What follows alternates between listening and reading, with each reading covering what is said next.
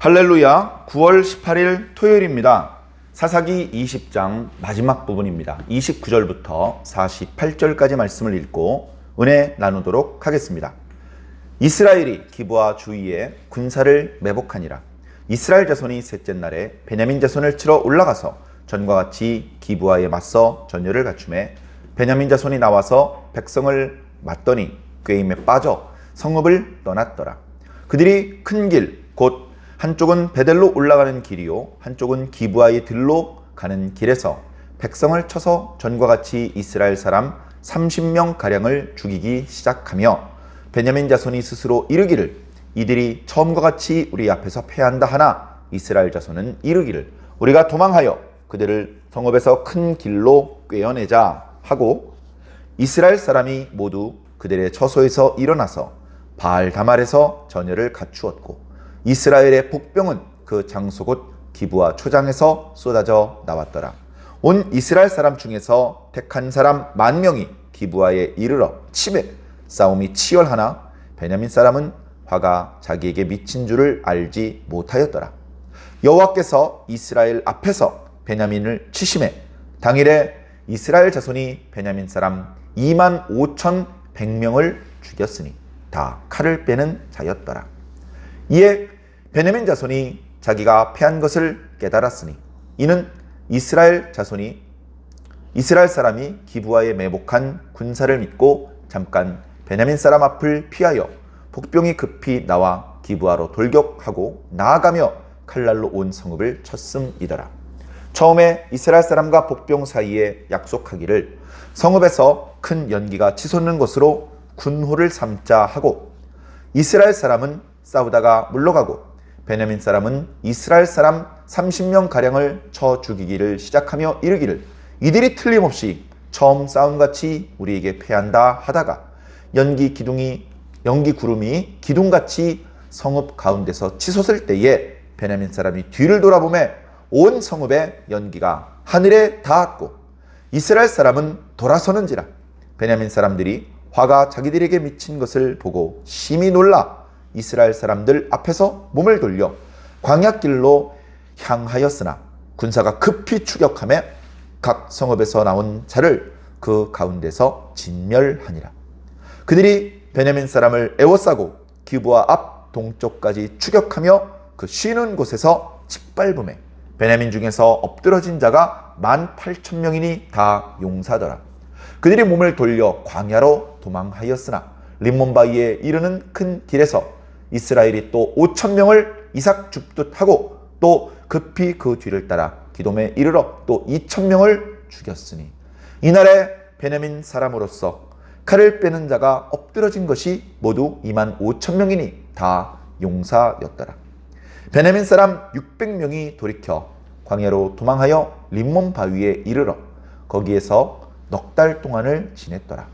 이스라엘 사람이 베냐민 자손에게 돌아와서 온 성읍과 가축과 만나는 자를 다 칼날로 치고 닥치는 성읍은 모두 다 불살랐더라. 아멘. 네, 전투가 벌어졌습니다. 이스라엘 자손들이 승리했습니다. 그러나 기뻐할 일이 아닙니다.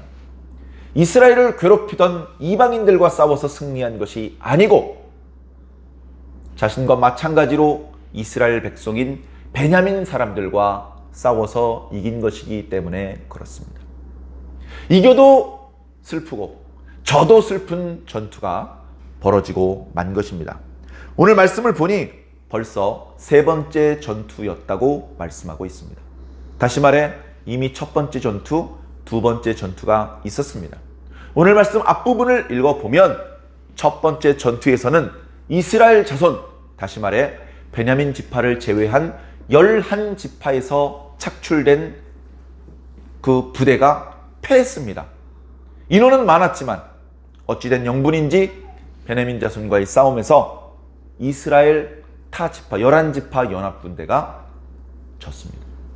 첫날 22,000명이 죽고 두 번째 날 18,000명이 죽었을 때 이스라엘 사람들은 처음에는 손쉽게 베냐민 자손들을 이길 거라고 생각을 했다가 자신의 병사들이 수없이 죽는 것을 보면서 오히려 울기 시작했습니다.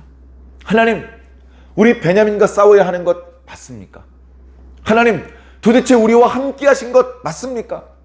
우리가 베냐민과 싸우는 것을 혹시 하나님께서 원하지 않는 것은 아닙니까?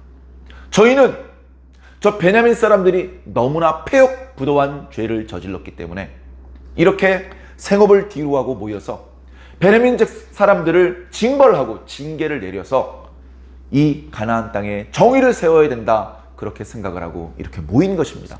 하나님, 그런데 벌써 2차례나 싸우는 과정에서 저희가 패전을 했고 많은 이스라엘 용사들이 죽었습니다.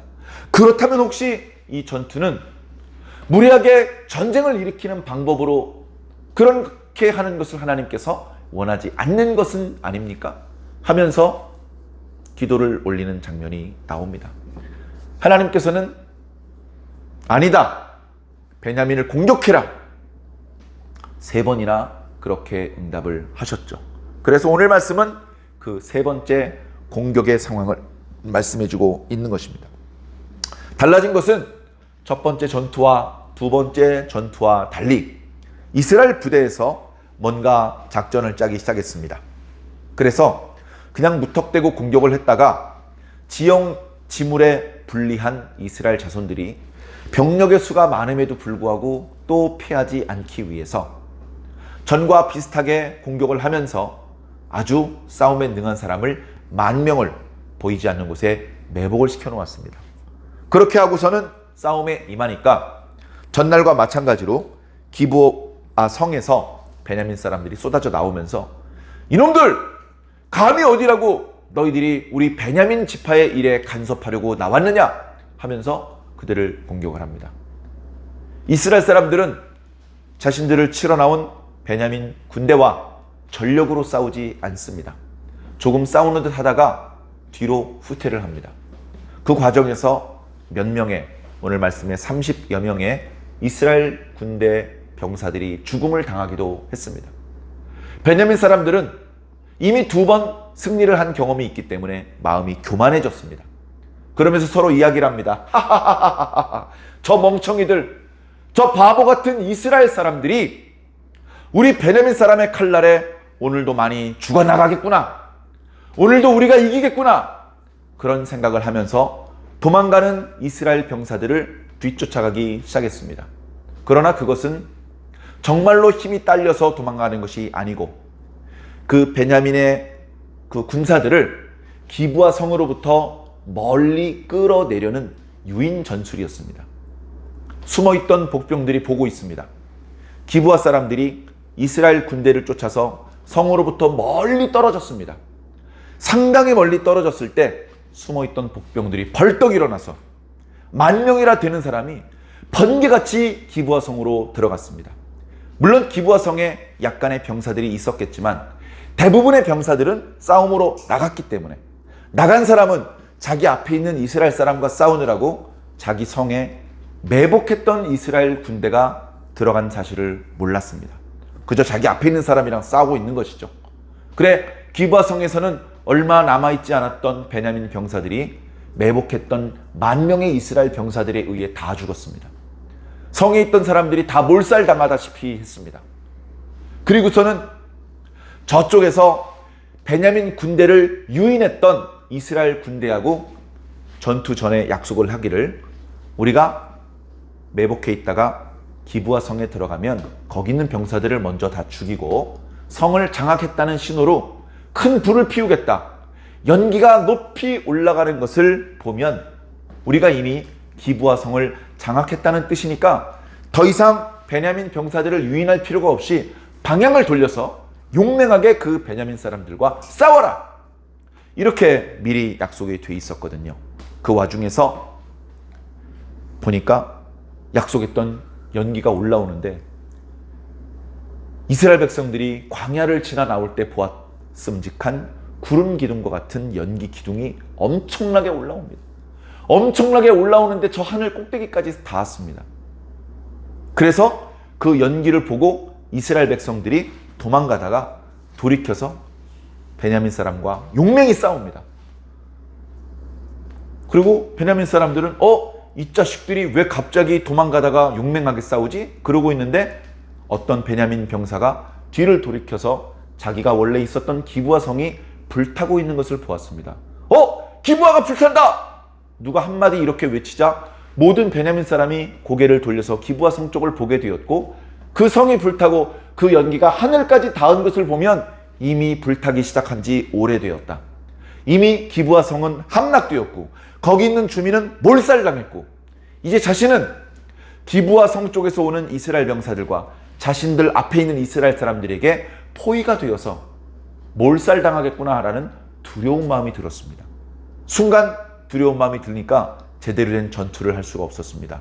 야, 도망가자 라고 말하지 않았는데 너도 나도 도망가기 시작을 했습니다. 기브아 성 쪽으로 도망을 갈 수가 없죠. 이미 불타고 있었고 그쪽에는 이스라엘 군대가 몰려 내려오고 있었기 때문에 이스라엘 군대가 없는 쪽으로 도망하다 보니 광야 쪽으로 도망할 수밖에 없었습니다. 도망하다가 5,000명이 죽었습니다. 아이씨 정말 하면서 도망하다가 또 2,000명이 죽었습니다. 그 전에 18,000명이 죽고, 그래서 그날 죽은 사람만 25,000명이었더라. 조금 앞구절에는 25,100명이 죽었더라. 정확히 몇 명이 죽었는지가 중요한 것은 아니죠. 거의 베냐민의 거의 모든 군대가 죽었던 것입니다. 지난날에 말씀드리기를 베냐민의 여러 성읍에서 기브아를 위해서 싸우겠다고 모인 군대가 26,000명이었고 기브아 성에 있는 사람들 중에서 돌팔매질을 잘하는 사람이 700명이라고 했습니다. 그렇게 합계를 내보았자 베냐민 군대의 총 인원수는 26,700명입니다. 이미 첫 번째 전투, 두 번째 전투에서 약간의 손실을 보았고 들판에서 싸우다 죽은 사람 말고도 각 성읍을 지키던 병사들도 있었기 때문에 이런 군사 저런 군사 할 것 없이 베냐민의 남자들이 다 죽었습니다. 오늘 말씀에 보니까 600명 살아남았다고 했습니다. 베냐민이 한때 2만 명, 3만 명, 4만 명을 자랑하던 그런 지파였는데 다 죽고 남자가 600명이 살아남았습니다. 이스라엘 사람들은 그들을 림몬으로 몰아가지고 더 이상 도망갈 곳도 없습니다. 집을 지을 곳도 아니고 양식도 떨어지고 그런 험악한 곳에 포위를 해놓고 가둬놓고 넉 달 동안 그들을 가둬놨습니다. 그리고서 기브아 성 이외에 베냐민 지파 땅에 있는 이 성읍 저 성읍을 찾아다니면서 모든 성읍을 불사르고 거기 살고 있는 남녀노소 가축까지 다 죽여버렸습니다. 하나님 앞에 불의한 죄를 저질렀던 베냐민 사람들, 그들이 기브아에서 한 레위 사람의 첩에게 했던 행동은 과거 하늘로부터 불과 유황을 쏟으셔서 심판을 하셨던 그 소돔과 고모라의 모습이었기 때문에 하나님께서는 여러 이스라엘 사람들의 손을 빌어 베냐민 지파를 철저히 심판하신 것입니다. 이 전투는 첫 번째 날과 두 번째 날 전투와 달리 지혜롭게 작전을 잘 짰기 때문에 이겼다, 이렇게 말할 수도 있겠지만 결코 그렇지 않습니다. 웬고하니 오늘 말씀 중간에 보면 하나님께서 베냐민 자손을 치셨다라고 말씀을 하고 있기 때문입니다. 35절에 여호와께서 이스라엘 앞에서 베냐민을 치심해.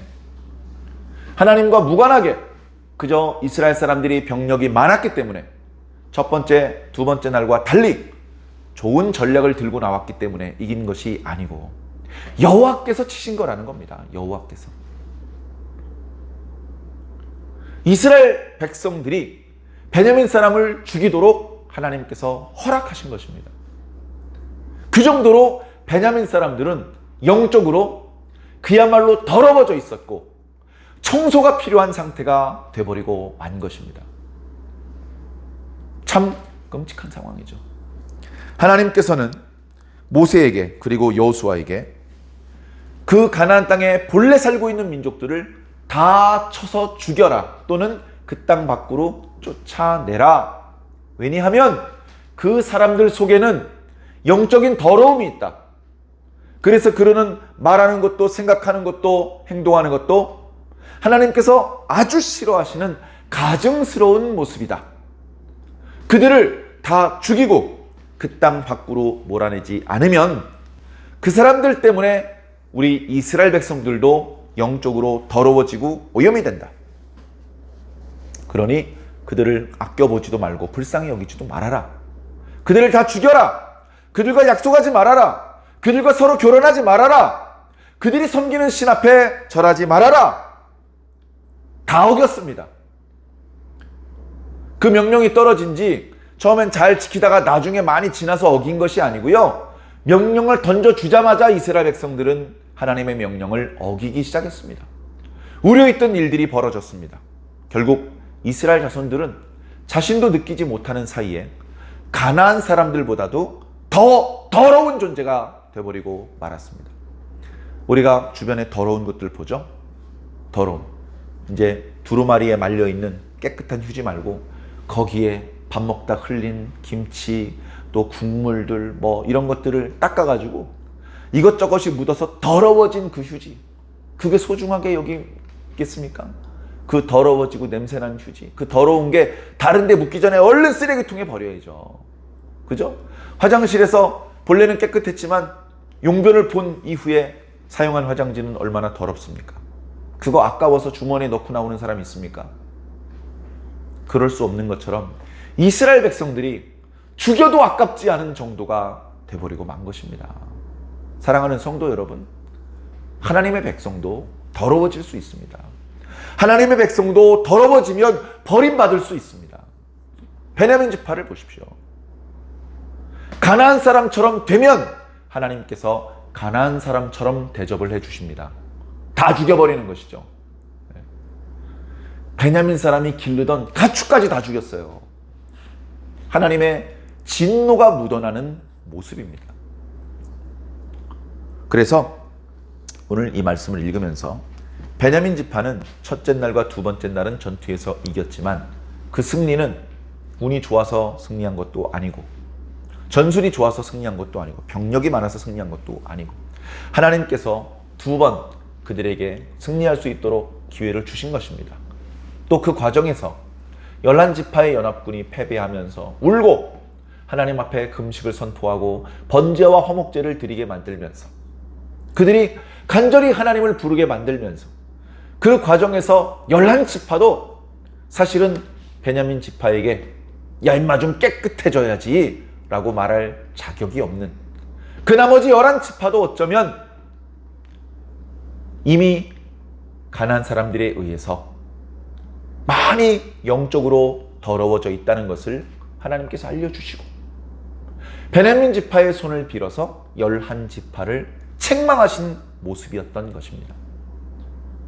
그 11지파가 회개하고 눈물을 흘리고 금식하며 하나님 앞에 무릎을 꿇었을 때 하나님께서는 그들의 기도를 들으시고 눈물을 닦아주시고 이제 다시 그들을 통해서 베냐민 자손들을 심판하신 그 사건이 바로 오늘 우리가 방금 읽은 말씀에 나타나고 있는 것입니다. 결국 이것들은 하나님께서 하신 일이죠. 사랑하는 성도 여러분, 내가 집에서 기르던 내 친아들, 딸들을 회초리를 들고 때리는 것은요 전혀 신나지 않습니다. 차라리 이 회초리를 내 종아리를 향해서 후려치는 게 편하지 내가 너무너무나 사랑했던 아들, 딸의 종아리를 향해서 휘두르는 것은 결코 마음이 좋지 않아요. 그렇게 하고 싶지 않습니다. 그러나 어쩔 수 없이 그 순간 그 아이에게 회초리를 들어야만 하는 그런 순간이 찾아오지 않았으면 좋겠지만 찾아온다면 회초리를 참으면 안 되는 것이죠. 잠깐 부모는 마음이 찢어지게 아프고 자녀는 회초리에 맞았기 때문에 맞은 자리가 아프고 또 내가 믿고 의지했던 부모에게 야단을 맞고 매를 맞는 것에 대해서 마음의 상처도 있겠죠. 그러나 그 고통을 딛고 그날 저지른 실수를 뉘우치고 다시는 그 실수를 반복하지 않을 수 있게 된다면 피치 못하게 회초리를 들어야 되는 것입니다. 하나님께서 너무나 사랑하는 아브라함, 이삭과 야곱, 그리고 그들의 자손이었기 때문에 아브라함, 이삭, 야곱하고는 비교할 수 없이 엉터리와 같은 모습을 보여주던 이스라엘 백성들이었지만 하나님께서는 그들과 기쁜 마음으로 언약을 맺으시고 그들의 죄를 용서해 주시고 그들에게 복을 주기를 원하셨습니다. 그러나 그들이 끝끝내 하나님의 규례를 어기고 가나안 사람들과 마찬가지가 되어버렸을 때에는 하나님께서도 어쩔 수 없이 언약에 입각하여 그들에게 벌을 주실 수밖에 없던 것이죠. 하나님은 능력이 크십니다. 하나님께서 벌 주시는 것은 하나님께서는 당신의 진노를 억누르시면서 당신의 분노의 일부만을 표현하시는 것이지만 그것을 당하는 이스라엘 백성들은 이러다 우리가 진멸되는 것이 아닌가 두려운 마음이 들 정도로 혹독하고 끔찍한 것입니다. 그런 일이 있기 전에 우리는 얼른 자기 자신의 잘못된 부분을 발견하고 그것을 하나님 앞에 자복해야 됩니다. 회개하고 다시는 그와 같은 일을 저지르지 않기를 다짐해야 됩니다. 그렇게 눈물로 진심으로 회개할 때 하나님께서는 그것을 거절하지 않으시고 그 회개를 받아주시는 분이신 것입니다. 그러나 회개의 기회를 주셨는데도 뉘우치지 않고 자신의 잘못을 인정하지 않는다면 하나님께서는 어쩔 수 없이 회초리를 드실 수밖에 없는 것이죠. 차마 회초리를 들지 못하는 것은 그 아이가 친아들이 아니기 때문이다. 주소온 아이기 때문이다. 그런 표현도 성경에 있지 않습니까? 그러나 하나님께서는 우리를 친자식처럼 친백성으로 여기시기 때문에 우리가 잘못한 것을 방임하지 않으시고 여러 가지 방법으로 회개의 기회를 주시며 때로는 징계를 내리시는 것입니다. 사랑하는 성도 여러분, 우리 자신의 모습을 돌아보시기를 부탁드립니다. 지금 어찌 보면 이스라엘 백성들은 외적과 싸우는 것이 아니고 자기 동족들끼리 칼날을 겨누는 내전이 벌어지고 있는 것입니다. 집안에 형제들이 있으면 그 형제들끼리 싸우면 부모의 마음은 얼마나 아픕니까? 보통 그런 경우에 잘잘못을 떠나서 나이가 많은 자녀를 야단치는 경우가 많습니다. 나이가 많은 자녀는 그래서 늘 억울하고 불공평하다 생각하는 경우가 많은데요. 그것은 어쩔 수 없이 자녀 모두를 사랑하는 부모의 어쩔 수 없는 선택인 것입니다. 하나님께서 당신의 백성 이스라엘을 책망하시는 것은 결코 신이 나서 하시는 것이 아닙니다. 하나님의 당신의 친백성을 책망하실 수밖에 없는 그 마음을 헤아려 주시기를 바랍니다.